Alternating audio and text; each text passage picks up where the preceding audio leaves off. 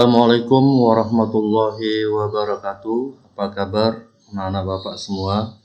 Mudah-mudahan dalam keadaan sehat walafiat, selalu berpikir positif dalam setiap kegiatan pembelajaran kita, dan pastikan dirimu negatif terhadap penyebaran virus COVID-19 dengan menjaga protokol kesehatan.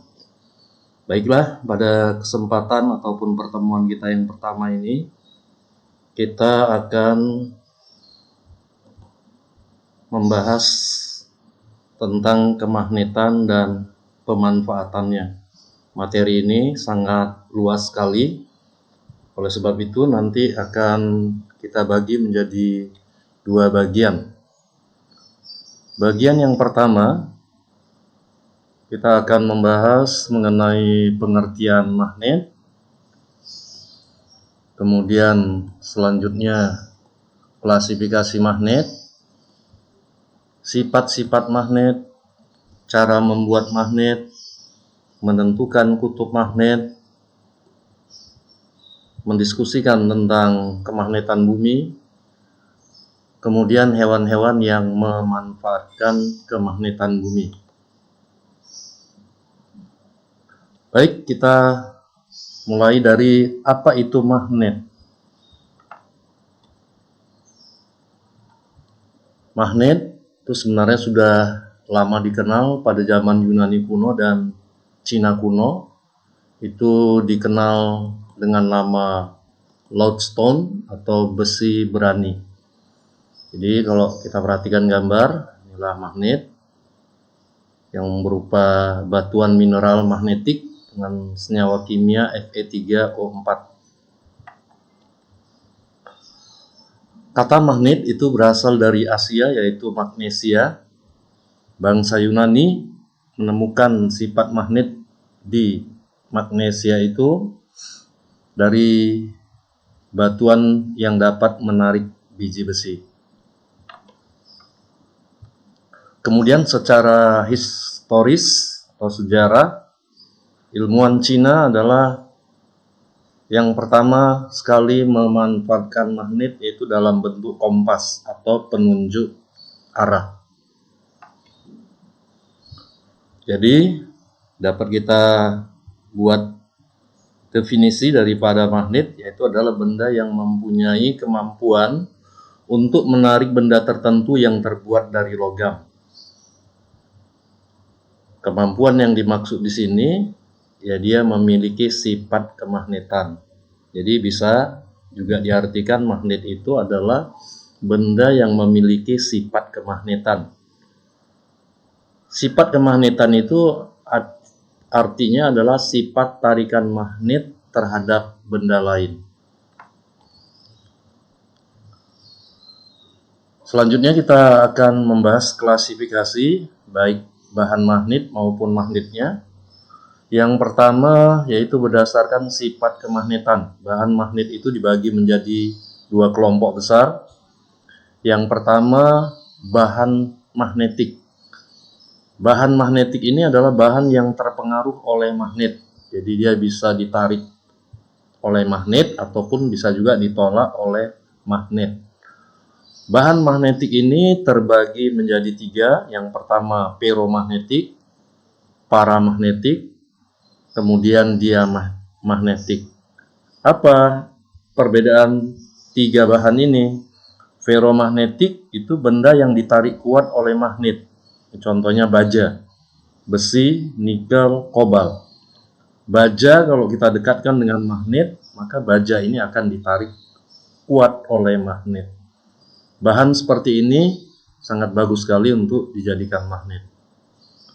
Sedangkan paramagnetik itu benda yang ditarik lemah oleh magnet. Ini contohnya aluminium, mangan, timah, platina, dan magnesium.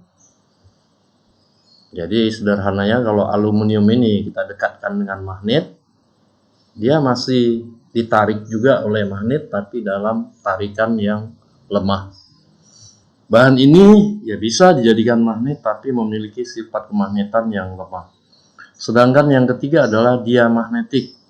Dia magnetik ini benda yang tidak bisa ditarik oleh magnet atau dia ditolak lemah oleh magnet. Contohnya emas, perak, tembaga, bismut, dan timbal. Nah, jadi ini ditolak. Jadi emas kalau didekatkan dengan magnet, maka magnet itu atau emas itu tidak memberikan reaksi terhadap magnet. Kelompok yang kedua yaitu bahan non-magnetik. Bahan non-magnetik ini bahan yang tidak terpengaruh. Tidak terpengaruh, dia tidak ditarik, tidak pula dia ditolak oleh magnet. Contohnya karet, kayu, plastik, kertas, kaca, dan lain-lain. Selanjutnya, pengelompokan yang kedua yaitu berdasarkan mudah tidaknya benda dijadikan magnet. Jadi ada benda yang mudah dijadikan magnet, ada benda yang sulit dijadikan magnet. Yang pertama, benda magnet kuat. Ini adalah benda yang sulit dijadikan magnet. Namun bila sudah jadi magnet, maka benda tersebut akan menyimpan sifat kemagnetannya dalam waktu yang lama. Jadi magnet yang dihasilkan itu akan bersifat permanen. Contohnya baja. Yang kedua yaitu benda magnet lemah. Benda yang mudah dijadikan magnet, namun kalau sudah jadi magnet, benda itu mudah pula kehilangan sifat magnetnya. Atau dia bersifat sementara, contohnya besi. Jadi kalau kita membuat magnet menggunakan bahan besi, maka besi ini mudah untuk dijadikan magnet. Tetapi setelah dia jadi magnet, besi tersebut mudah kehilangan sifat kemagnetannya.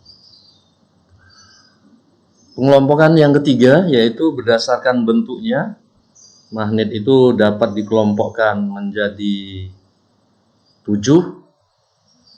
Yang pertama yaitu magnet batang. Ini dia magnet batang, bentuknya seperti batang. Yang kedua magnet silinder, bentuknya seperti silinder atau tabung. Yang ketiga magnet jarum, ini bentuknya seperti jarum dengan kedua ujung meruncing. Yang keempat magnet U, bentuknya seperti huruf U. Kemudian magnet ladam yang nomor 5, bentuknya seperti ladam atau tapal kuda. Yang keenam magnet cincin, bentuknya seperti cincin. Dan yang ketujuh magnet keping cakram, bentuknya seperti keping atau cakram. Baik, yang selanjutnya kita akan membahas tentang sifat-sifat magnet. Apa-apa saja sifat magnet?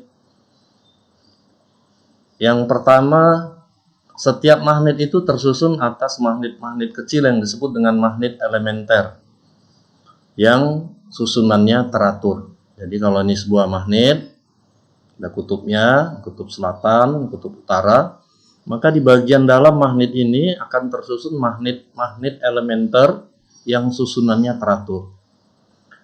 Sedangkan pada benda yang bukan magnet, magnet elementernya tidak teratur. Jadi kalau diilustrasikan seperti ini gambarnya. Jadi magnet elementernya itu memiliki arah yang tidak beraturan. Ada yang ke atas, kanan, kiri, samping, tidak beraturan. Jadi kalau susunannya seperti ini, maka benda itu belum menjadi magnet. Sifat yang kedua, setiap magnet memiliki dua kutub. Kutubnya adalah utara dan kutub selatan. Kutub-kutub magnet selalu mengarah ke arah utara dan selatan. Sini digambarkan magnet batang kalau kita letakkan di atas gabus dalam suatu wadah berisi air, maka bagian north itu akan mengarah ke utara. Bagian south itu akan mengarah ke selatan. Hal yang sama dapat kita lakukan kalau magnet batang ini kita gantung dengan menggunakan seutas tali. Maka pada waktu tertentu dia akan mengarah ke utara dan ke selatan. Sifat yang ketiga, bila dua kutub magnet didekatkan, maka akan terjadi. Yang pertama, gaya tolak-menolak. Gaya tolak-menolak ini bila kutub yang didekatkan itu sejenis atau senama. Misalnya di sini utara dengan utara, maka kalau kita lihat arah garis gayanya ini, arah panahnya, dia akan tolak-menolak. Sedangkan gaya tarik-menarik itu bila kutub magnetnya yang didekatkan berbeda jenis. Misalnya utara dengan selatan atau selatan dengan utara, maka di sini akan terjadi gaya tarik-menarik. Sifat magnet yang berikutnya yaitu setiap magnet itu memiliki medan magnet. Medan magnet adalah daerah yang masih dipengaruhi oleh gaya magnet. Di sekitar magnet terdapat garis-garis gaya magnet yang mampu menarik benda-benda yang ada di sekitarnya. Makin dekat dengan magnet, maka makin kuat medan magnet mempengaruhi benda tersebut. Nah, jadi medan magnet itu dibuktikan dengan menggunakan serbuk besi. Di serbuk besi ditabur merata pada magnet, maka serbuk besi itu akan membentuk garis-garis gaya yang polanya seperti gambar ini. Demikian juga kalau dua kutub magnet yang senama, garis-garis gayanya seperti ini. Kalau dia tidak senama, utara selatan, garis-garis gayanya seperti ini. Tadi sudah dijelaskan, ini tidak senama, dia akan terjadi gaya tarik-menarik. Kemudian sifat yang kelima, garis-garis gaya magnet itu memiliki 3 sifat. Yang pertama, garis gaya magnet keluar dari kutub utara dan masuk ke kutub selatan.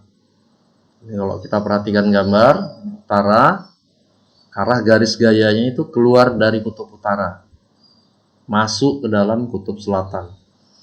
Kemudian yang kedua, garis-garis gaya magnet tidak pernah berpotongan.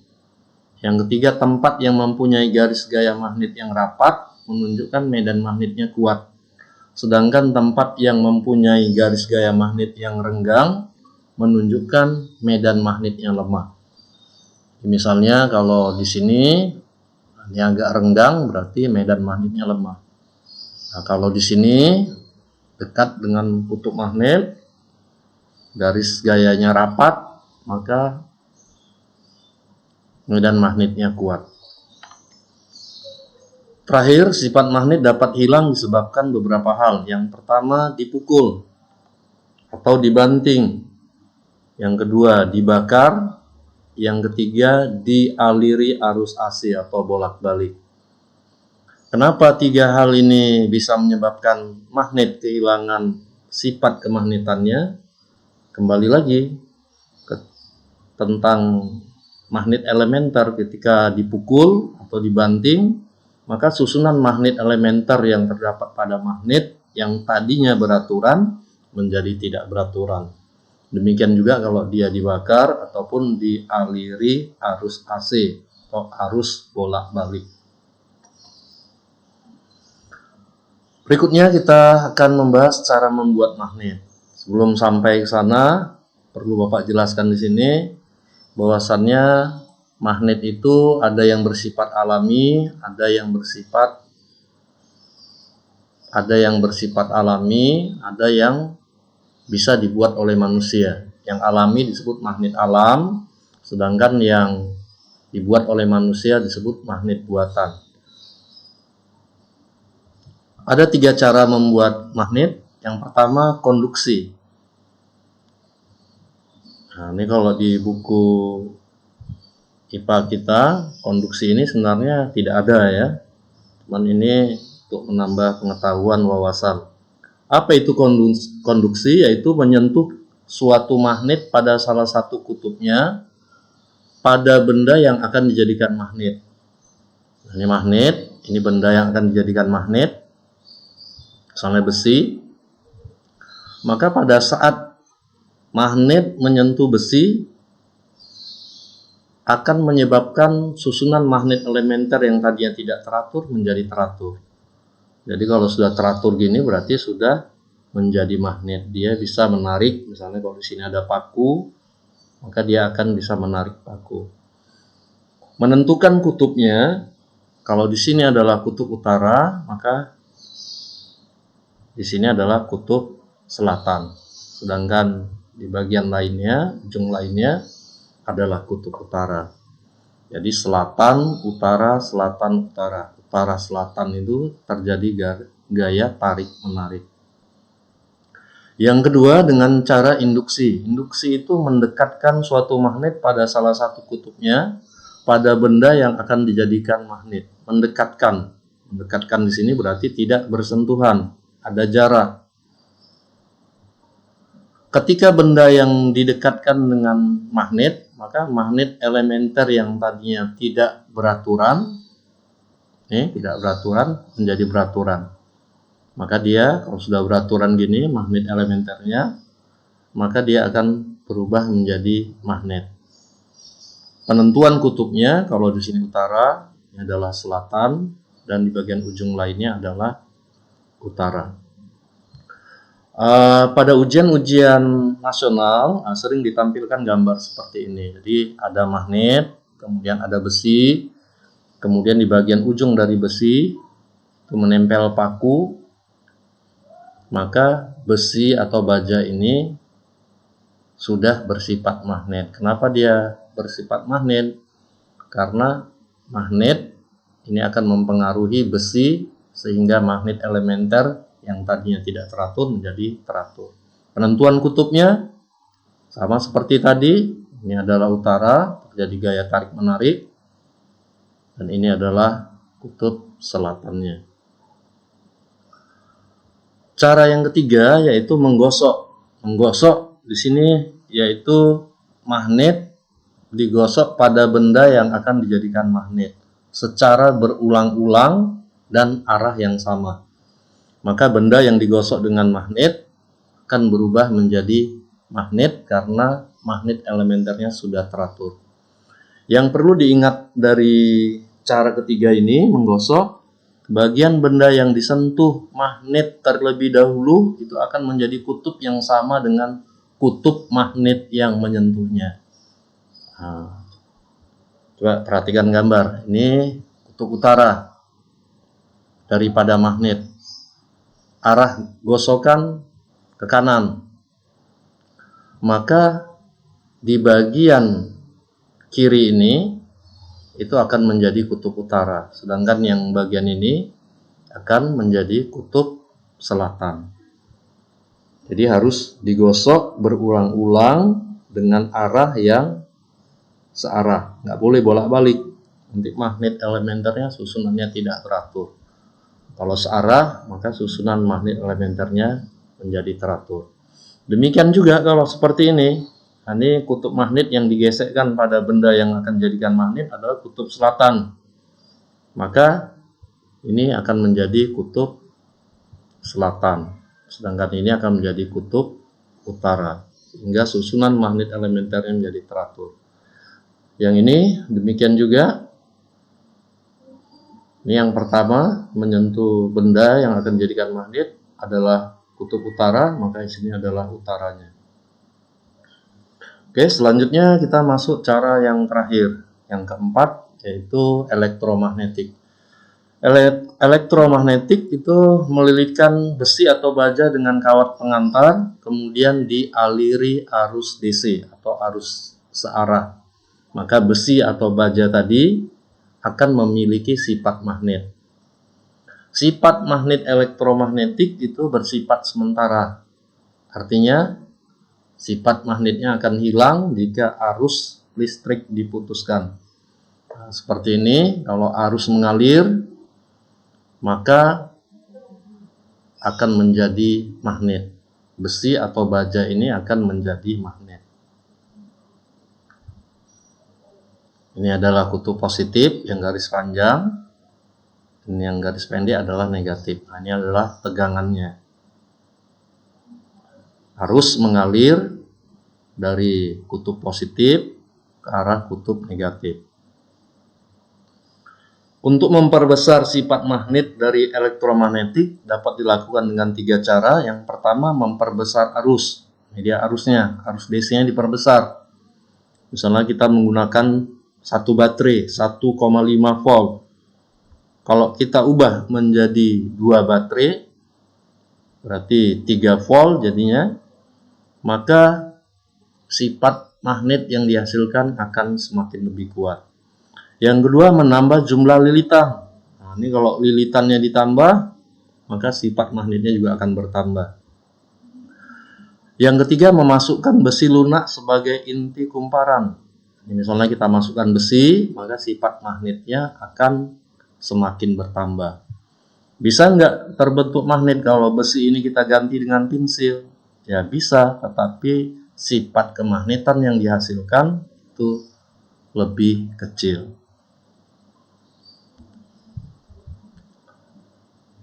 Baik, kita masuk bagaimana cara menentukan arah dari kutub utara elektromagnetik.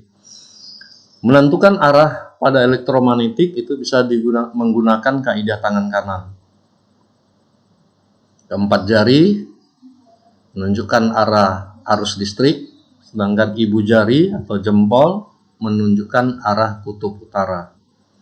Yang perlu diperhatikan di sini arah arusnya. Nah, ini kutub positif, maka arus mengalir dari sini, dari bagian depan ke bagian belakang. Maka arah arusnya itu dari depan, seperti ini. Arah dari empat jari, arah 4 jarinya mengikuti arus listrik. Maka di sini adalah kutub utara dan di sini adalah kutub selatan. Bagaimana kalau arah arusnya diubah seperti ini? Kalau kita lihat nih, arus mengalir dari kutub positif, nah ke bagian belakang dari besi, baru ke bagian depan, bagian belakang, depan. Jadi arah arusnya itu dari belakang. Maka arah jari-jari tangan kita seperti ini.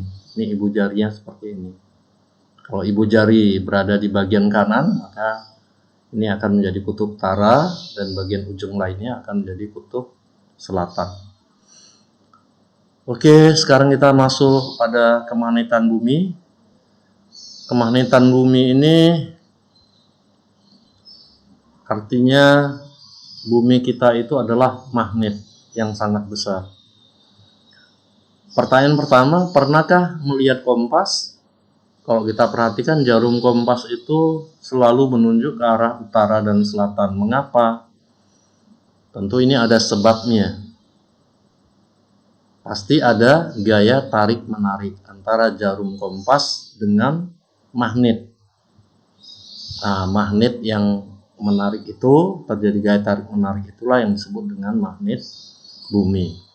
Di mana letak kutub utara dan selatan magnet bumi? Kalau kita perhatikan kompas, dia selalu mengarah utara. Tentu kalau dari sifat magnet, gaya tarik-menarik yang di utara ini tentu kutub selatan. Jadi di kutub utara bumi, itu terdapat kutub selatan magnet bumi. Sedangkan di arah selatan bumi itu terdapat kutub utara magnet bumi. Kenapa? Karena arah jarum kompas kutub selatannya itu mengarah ke bagian selatan. Berarti di sini kutub magnet buminya adalah kutub utara. Teori kemagnetan bumi itu ada dua. Yang pertama teori William Gilbert, kemudian teori dinamo. Prinsip dari dua teori ini itu mengatakan bahwasannya bumi kita ini mengandung lodestone atau batuan yang mengandung magnetik. Dengan adanya batuan yang mengandung magnetik, maka bumi kita itu akan memiliki sifat kemagnetan. Yang kedua adalah teori dinamo yang mengatakan bahwasannya di dalam inti luar bumi itu terdapat partikel bermuatan listrik. Ketika bumi ini berotasi pada sumbunya, maka akan dihasilkan medan magnet. Selanjutnya kita membahas sudut deklinasi. Sudut deklinasi ini terlihat ketika kita menggunakan kompas. Coba perhatikan dengan seksama. Jarum kompas itu nggak selalu dia mengarah ke arah utara. Ada penyimpangan pada jarum kompas itu. Penyimpangan itulah yang disebut dengan sudut deklinasi. Atau bisa juga diartikan sudut yang dibentuk oleh arah utara jarum kompas dengan arah utara selatan geografis bumi. Jadi kalau kita perhatikan pada gambar, ini arah utara magnet, arah utara magnet. Nah, sudut yang dibentuk dengan arah utara selatan bumi, nah inilah yang disebut dengan sudut deklinasi. Jadi sudut yang dibentuk oleh kutub utara magnet bumi dengan arah utara selatan bumi, nah itu yang disebut dengan sudut deklinasi. Sudut deklinasi ini ada dua, ada yang positif, ada yang negatif. Yang positif kalau sudutnya itu mengarah ke timur. Nih. Yang negatif, deklinasi negatif, kalau sudutnya itu mengarah ke barat. Jadi kalau kita berada di sini, tentu arah magnetnya, arah kompasnya menjadi seperti ini. Tentu cenderung ke arah barat dia. Selain sudut deklinasi, ada juga sudut inklinasi. Selain, ya ini kita perhatikan gambarnya. Jadi kenapa ada sudut inklinasi? Karena jarum kompas itu tidak sejajar dengan permukaan bumi atau bidang horizontal. Jadi arah garis gaya magnet medan bumi itu tidak sejajar dengan permukaan bumi atau bidang horizontal seperti ini. Inilah sudut inklinasinya. Sudut inklinasi ini juga ada dua bagian, yang positif jika dia di bawah garis horizontal, yang negatif bila sudut yang dibentuk itu di atas garis horizontal. Jadi kalau diartikan sudut inklinasi itu adalah sudut yang dibentuk antara ujung jarum kompas dengan arah horizontal permukaan bumi. Itulah yang dikatakan sudut inklinasi. Pada teori kemagnetan bumi kita ambil dua kesimpulan tentang penggunaan jarum kompas. Yang pertama, jarum kompas itu selalu mengarah utara dan selatan karena adanya gaya tarik-menarik antara jarum kompas dengan magnet bumi. Kemudian yang kedua, jarum kompas itu ternyata ada penyimpangan yang membentuk sudut, yaitu sudut deklinasi dan sudut inklinasi. Mungkin kita bertanya-tanya, apa sih fungsi daripada magnet bumi? Yaitu untuk melindungi bumi dari angin matahari yang berbahaya. Nah, ini kalau kita perhatikan gambar adalah suatu fenomena yang namanya aurora borealis. Ini pada saat medan magnet bumi sedang melindungi kita yang berada di bumi dari bahaya angin matahari yang sangat panas. Baik, bagian terakhir dari pertemuan kita yang pertama yaitu hewan-hewan yang memanfaatkan kemagnetan bumi. Jadi ada beberapa hewan yang diberi anugerah, dia bisa memanfaatkan kemagnetan bumi. Ada penyu, cacing tanah, lobster, ikan paus, salmon, bakteri, dan burung. Mengapa hewan tersebut dapat memanfaatkan magnet bumi? Tentu supaya dapat memanfaatkan magnet bumi, hewan-hewan tersebut harus memiliki magnet di dalam tubuhnya. Magnet yang terdapat dalam tubuhnya itulah yang disebut dengan biomagnetik. Bagaimana cara makhluk hidup itu memanfaatkan medan magnet bumi? Tentu dengan menggunakan gaya tarik. antara magnet bumi dengan magnet yang terdapat di dalam tubuh makhluk hidup tersebut. Ya, secara umum tujuannya adalah untuk mempertahankan kelangsungan hidupnya. Apa-apa saja atau bagaimana cara hewan-hewan tersebut mempertahankan kelangsungan hidupnya? Yang pertama, menentukan arah migrasi, jadi sebagai alat navigasi. Nggak akan pernah tersesat hewan-hewan tersebut dengan menggunakan kemagnetan bumi. Yang kedua, mencari tempat bereproduksi. Tentu ini ada hubungannya dengan lingkungan, makanan. Yang ketiga, mempermudah mencari makanan atau mangsa. Dan yang terakhir yaitu untuk menghindari musuh. Demikianlah materi kita kemagnetan yang pertama. Mudah-mudahan kalian bisa memahaminya, pahami materi yang sudah Bapak sampaikan. Kalau sudah yakin, kerjakan tugas atau latihan yang Bapak berikan. Oke, demikian pertemuan kita pada hari ini. Sampai jumpa pada kesempatan berikutnya. Assalamualaikum warahmatullahi wabarakatuh.